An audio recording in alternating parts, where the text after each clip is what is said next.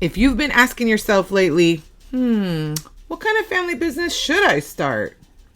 Stay tuned because I've got what you need to hear. I'm Bridget Hart, coach, business consultant, and blossoming mystic. I hope that you enjoy the content I'm about to bring you today, and don't forget to subscribe down below, like the video, and leave me a comment because this is all about interacting with you. One of the most common questions I get is, what kind of business should I start? And in the day and age of the pandemic, obviously all of our thinking has been changed dramatically when it comes to thinking about these questions and whether or not we should start a family business or start our own business within our home. Today, I am going to talk a little bit about some of the key questions that you should ask yourself early in the process to make sure you build something that's going to be sustainable and that you're going to love and that will be aligned with your vision and goals for your life. And if you stay tuned to the end, I'm going to have a bonus for you because I love giving away a lot of great content. So I have 100 business ideas for you, family businesses that you could start right now out of your home with little to no upfront investment. So stay tuned till the end to find out those ideas. But for right now, let's dive right into the content. The first question that you want to ask yourself when you're considering a business of your own, a family business, or starting a business out of your home, which is kind of going to become a family business because the whole family tends to be involved when the business is based out of the home. Even if it means they have certain hours, they just have to stay quiet or stay out of the house or whatever. I recommend get yourself a pen and paper. In the description, I said, get yourself some rock and a nail or a paintbrush and a canvas, whatever it is that you use to kind of visualize, write down, record thoughts that you have. Get that right now. Take a minute, grab that, and then answer this first question. Who is on the team? So who would you want to work with and who is really impacted and how might they be impacted or how might they be involved? So the first question is, who is on the team? Write down the names of the people. The next question you want to ask is, what are their strengths? So for each of those individuals that you've written down as being on the team, what are their strengths? Now, I recommend a tool called the Clifton Strengths Finder, and you'll find links to that down below throughout my blog. That's a good one for helping each of them make sure that they are working within their strengths and choosing roles and jobs and titles and businesses that fit with those strengths.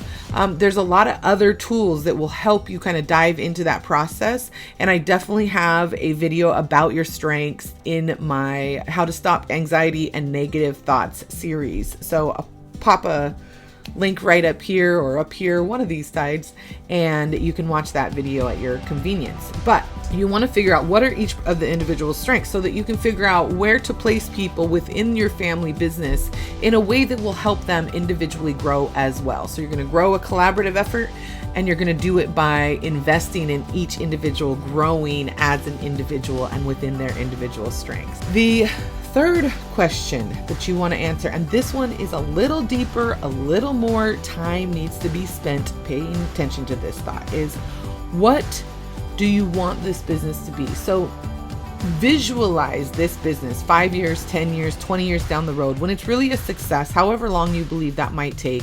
When it's really a successful business, what will it look like?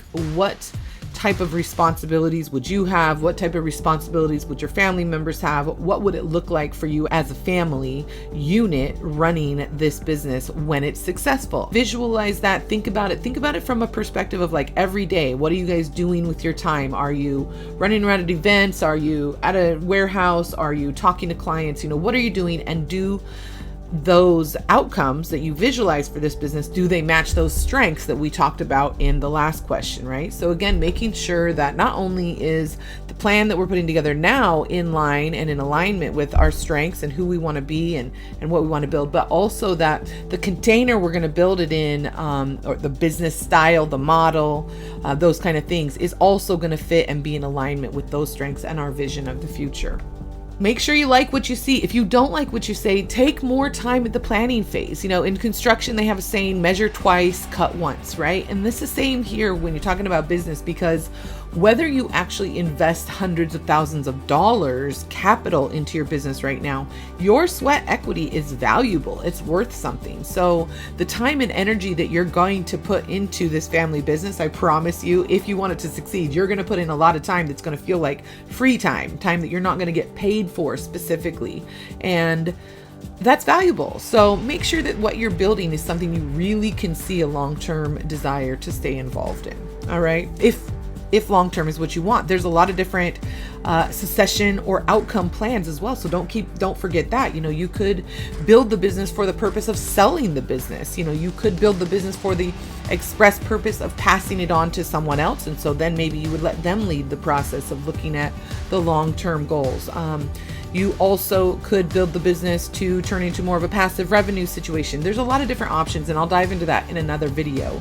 But the point is right now, visualize that end result and evaluate whether or not that's what you want to see or not. And keep evaluating, keep visualizing until that end vision is what you want to see and feels great, feels aligned, feels in touch with your strength. The fourth question you want to ask yourself then is, what skills, knowledge, resources, materials, equipment, etc. do you already have available, right? If you have someone in your family who's already had a whole career doing roofing, for example, then perhaps starting a roofing company for your family makes a lot of sense. If you have just purchased a brand new pressure washer, a pressure washing business makes a lot of sense for your family because you currently already own that material, that equipment, etc.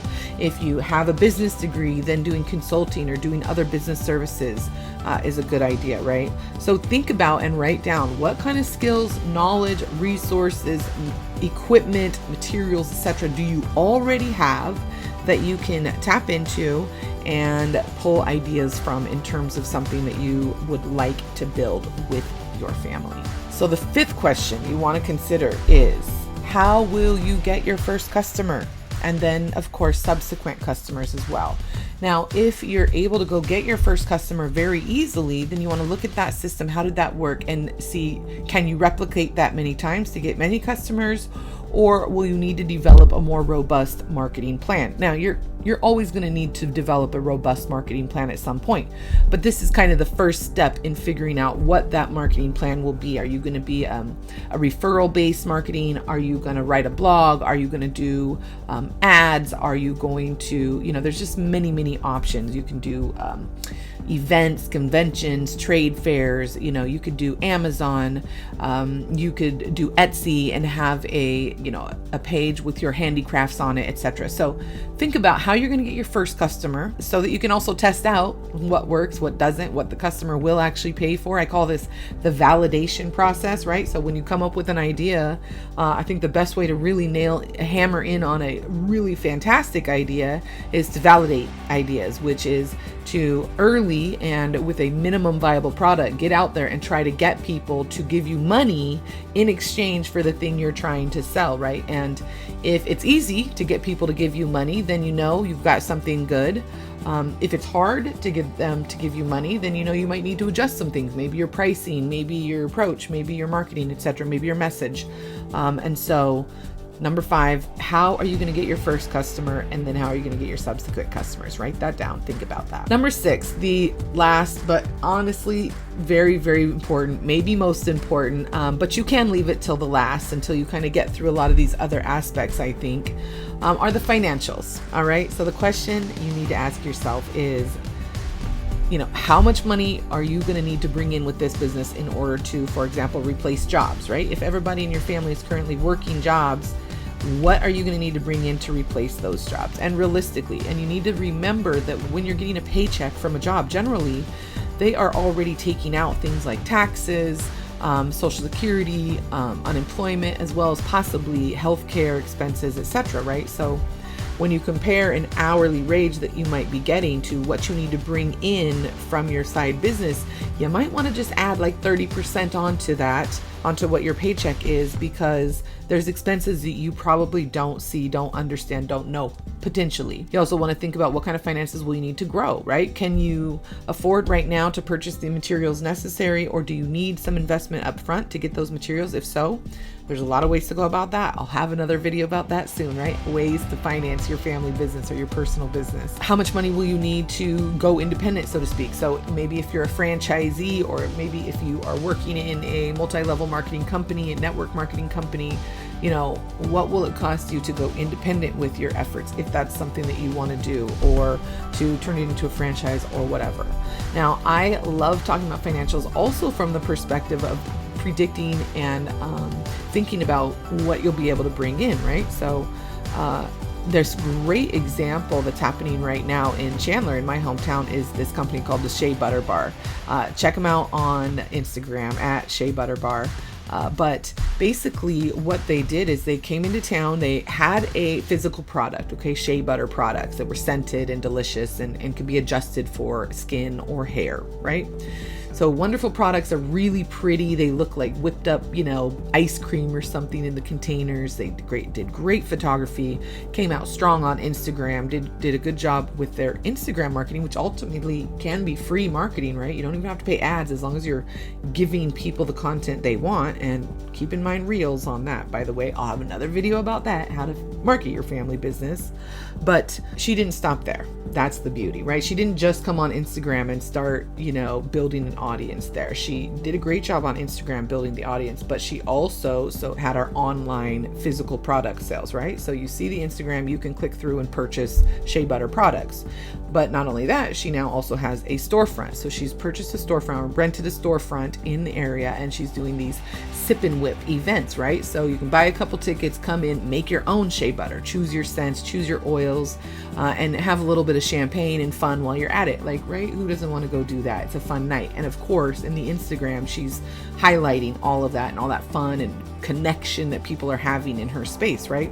But then, so she's got the product of the online physical products that she's selling. She's got the in-person sip and whips events that she's selling, and she only does them a few days a week.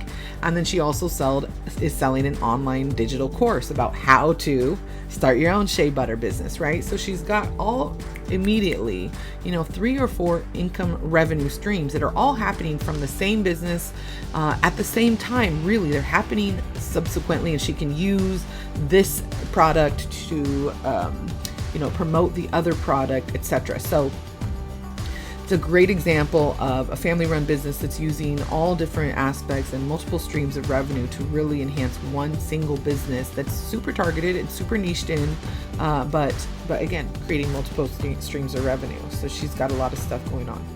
So those are the 6 questions that I want you to think about as you're deciding what family business should you start. But as a bonus, I have already done the work of coming up with 100 and maybe a few more than 100 family business ideas for you. These are businesses that you could start from your home very quickly, depending on what kind of skills, materials, equipment you already have, or even you could start many of these businesses from your car. So I hope that you find at least 1 or 2 inspirational ideas in here that you can toss around with your family members, and hopefully you can find something to build that will be sustainable and that will help enhance your family's lifestyle and future generations on this planet. As always, I so appreciate you being here, and I hope you will like the video, subscribe to the channel, share it with your friends if you've gotten anything of value here, and I will talk to you next week. I love you.